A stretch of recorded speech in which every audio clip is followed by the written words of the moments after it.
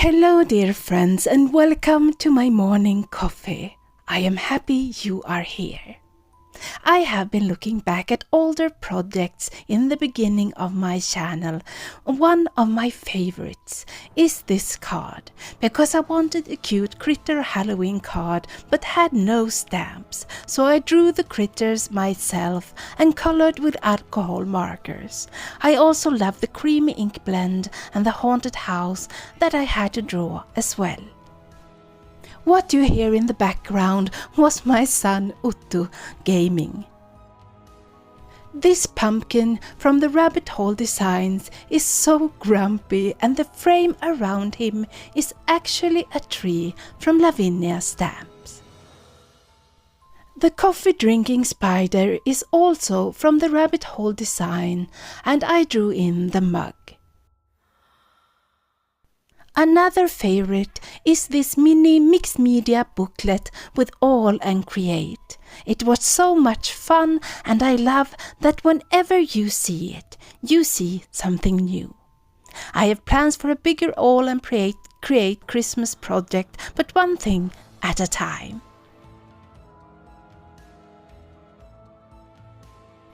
Last year I made this disc-bound album with whimsy stamps for a Halloween hop. As I am doing this voiceover, I wish I had had the time to do many more Halloween projects this year, but all I can do now at Halloween is to move my mind and creativity towards winter and Christmas. But I have one last project this year. I made it into a big card, but if you like it, I think you can pass it off as a home decor piece for Halloween. This new Halloween card goes to my brother and his new blended family, and I used so many die sets and stamp sets during this process, and I will try to show them all on screen.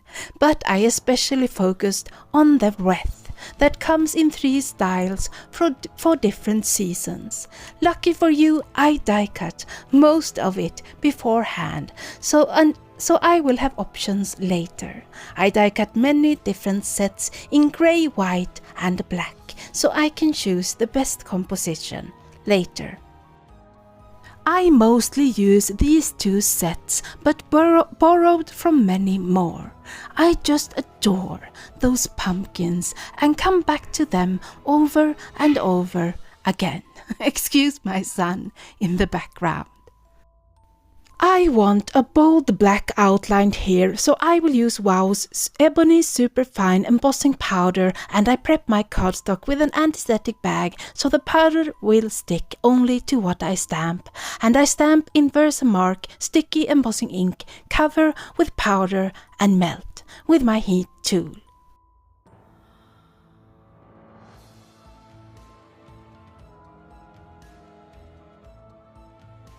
Look at those glossy black dimensional outlines. I did the same procedure to my pumpkins, and I was very happy with how they came out.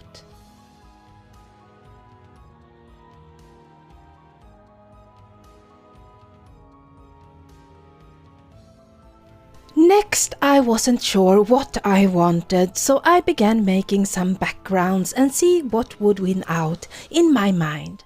I have this crackled wood embossing folder and some light grey fog cardstock from Lawn Fawn. I apply black ink on the embossing folder and run it through my die cutting machine to get this dimensional impression.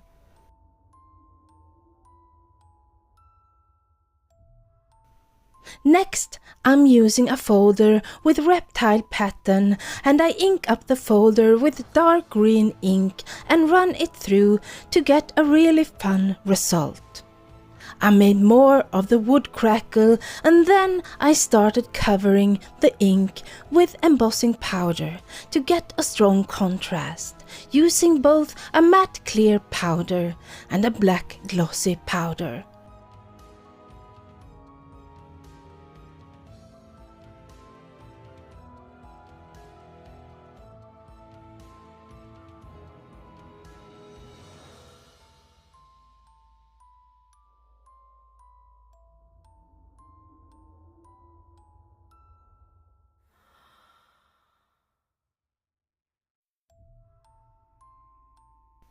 I will only use one of the backgrounds for this card, but I got some quick or overcomplicated backgrounds, and given time, they might show up in another video.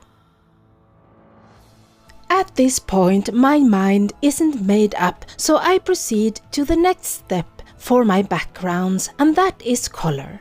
I want a cool bluish grey tone for the wood backgrounds and lots of green for the reptile panels. I have some oxide inks in Lost Shadow, Weathered Wood, Speckled Egg, Iced Spruce and Black Soot, and I start with smooshing my ink pads on my media mat, running my fingers through the ink, and I smoosh my panel down in the ink, tapping it in the puddles of ink and drying in between layers for texture. I smoosh and dry many times until I am happy with this background.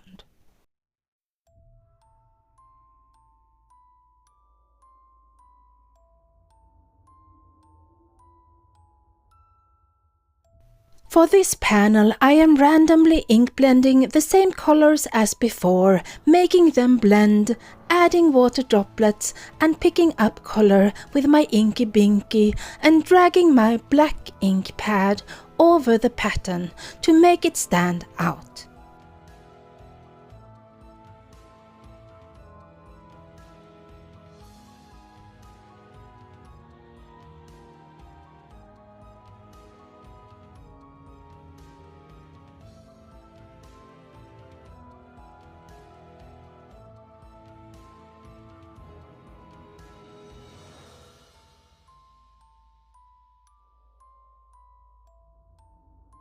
I do the same with the green reptile panels. I start with smooshing, and I have rustic wilderness, twisted citron, crushed olive and forest moss. I also add a little black soot here and there, and then I ink blend those colors on the next panel.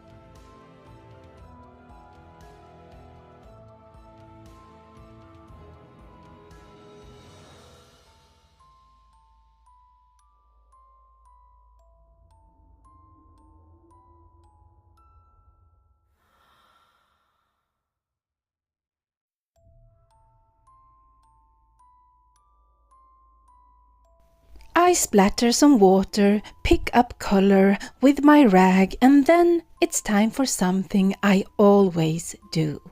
I go around every panel and darken the edges with black ink.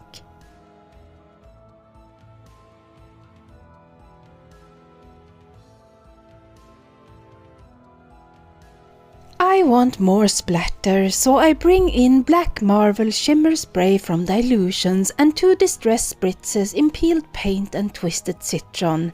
I use the straw to splatter my panels with different kinds of shimmer.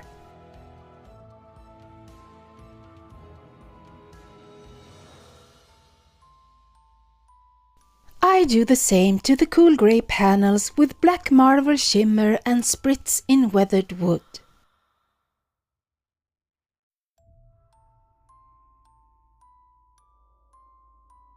So now the panels have color, but I still don't know which I will choose. So the next step is another layer with stencils, paste and heat embossing.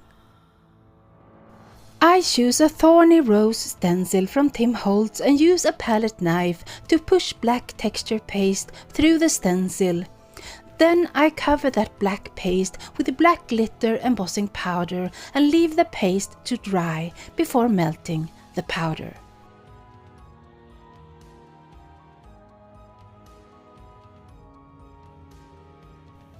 I have these 2 new Timholtz stencils and I push the paste through the skeleton and leave it black matte to dry. Then I do the same with the bats, but I cover the bats with clear embossing powder and leave to dry before heating.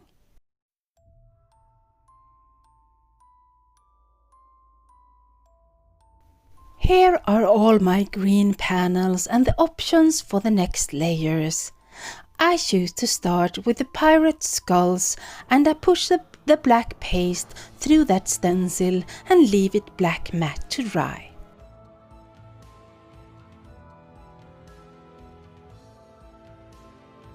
I push the black paste through this stencil and cover the paste with that black glitter embossing powder.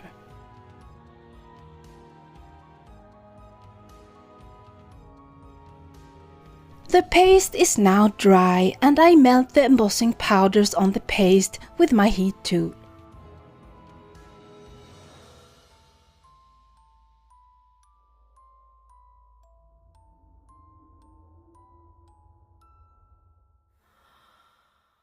So it's time to color my images, and for that I am using, to begin with, distressed watercolor pencils, but of course I like to use a brush, so I used shavings from the pencils to make myself two palettes with the distressed colors.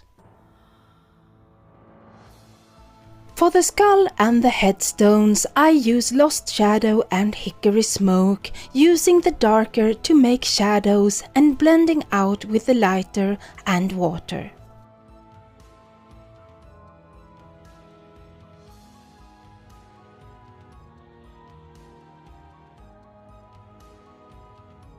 For the ghost, I use the same grays but more sparingly and with more water, so it would look white.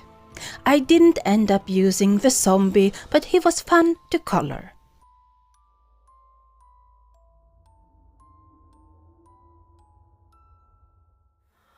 For the pumpkin, I used walnut stain, rusty hinge, carved pumpkin and mustard seed. This eye is floating in a green liquid, darker further out and lighter in the middle. For the pumpkins, I switched to distress inks in walnut stain, aged mahogany, rusty hinged, carved pumpkin and mustard seed, starting with the brown to make shadows and using the lighter colors to expand those shadows, and ending with the yellow as my highlight.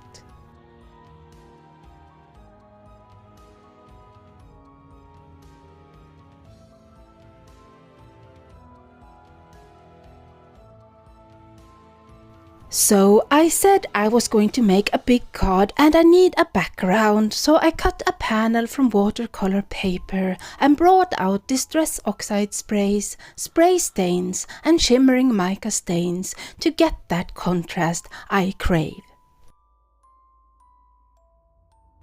I spray with water first, and then I go from the lightest spray to the darkest spray with the shimmer sprays last.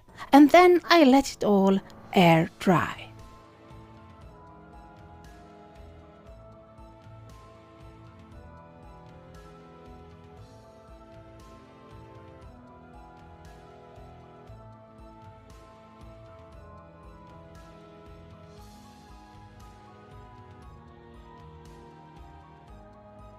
Next I am working on all of those die cuts and not yet putting it all together, but stacking several of each on each other for durability and using both matte black paper and glossy black paper to add to the depth and dimension, like this candle whose drip is glossy and the candle is matte. I won't show how I put everything together, lucky you, but I will show some parts of it in the hopes that it explains the whole project a little better.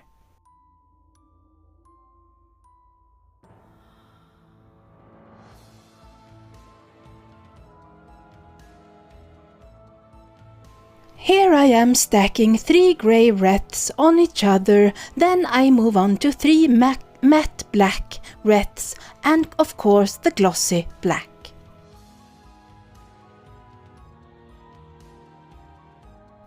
To make this if I may say it myself, gorgeous background, a little more interesting, I bring out the stencil and black texture paste. I push that paste through the damask on the stencil, and when I have that visual triangle of 3 places, I cover the paste with matte dull clear embossing powder from Wow and wait for the paste to dry before I melt the powder and get raised durable yet matte black pattern.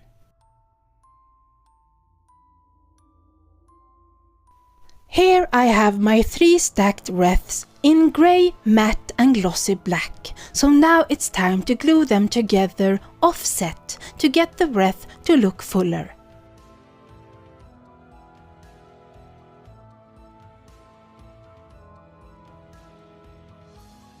Finally, I get to add my black candles to the wreath, and then I add my images around it evenly spaced.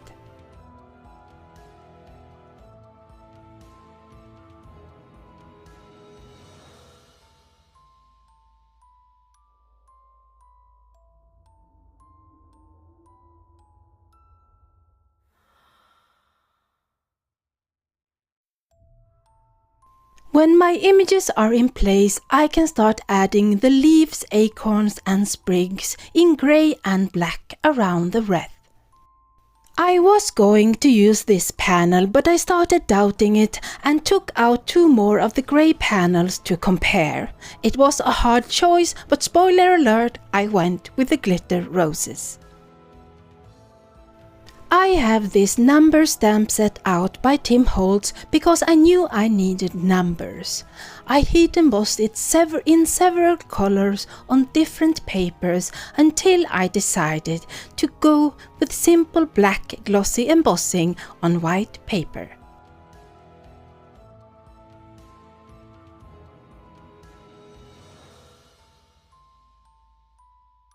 This is over the top extra, but you all know me to be, well, extra. So I have an embossing dauber and pour the sticky liquid out so I can use a sponge to add it to the edges of my whole background panel.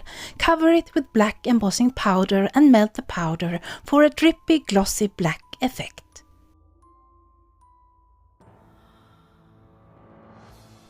I glue my background panel to a slightly larger black panel, and then I do the same with the glitter rose panel, but I place it like a door, not in the center of the black cardstock.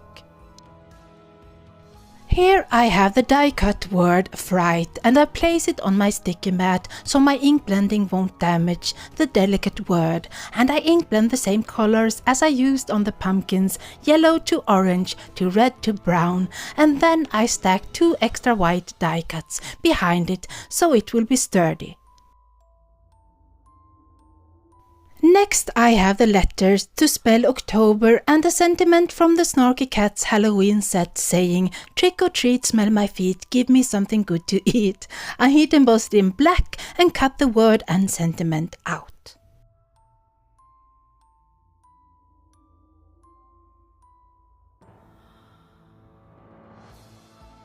So I have all my elements, including the wreath that I think I figured out how to say, and I glue the glitter rose panel onto the main panel like a door using both double-sided tape and liquid glue. Then I glue down the wreath with foam tape and use a mini blending tool to add yellow ink around the candles.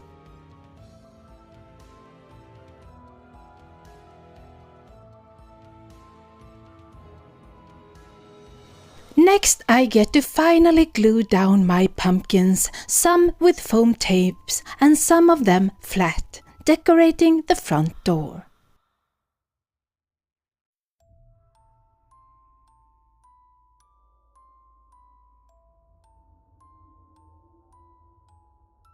I also use foam tape to glue down the number 31, October, and the delicious ink blended word fright. I apologize for the lighting that prohibits you from seeing the word night glued down under the word fright, die cut from black glossy cardstock and stacked 3 on top of each other. Next I add a black glitter spider, the sentiment strip, and when all that is glued down I bring out glossy accents to finish off this card with a few details like the eye in the jar and the band on the witch's hat and the eyes on the skeleton.